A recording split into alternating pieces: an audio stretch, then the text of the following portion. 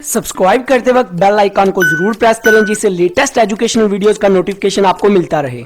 Statutory company, इस video में मैं आपको स्टैट्यूटरी कंपनी का बेसिक कॉन्सेप्ट और इसकी एक एग्जांपल बताऊंगा। Statutory corporations are public enterprises brought into existence by a special act of a parliament. Special act of the parliament. The act defined its power and function, rules and regulation governing its employees and its relation with government departments. Statutory company जो होती है act of the parliament, parliament के act के जरिए से बनाई जाती है और इस एक्ट के जरिए से बनाई जाती है। इसके लिए पार्लियामेंट में एक अलग एक्ट बनता है।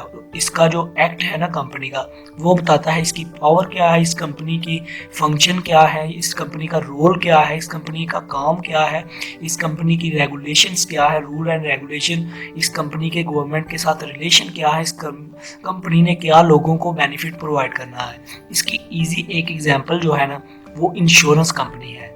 लाइफ इंश्योरेंस कंपनी जो लोगों को इंश्योरेंस देती है वो एक स्टैट्यूटरी कंपनी है। इसके लिए एक्ट ऑफ द पार्लियामेंट एक अलग से एक्ट बनाया जाता है।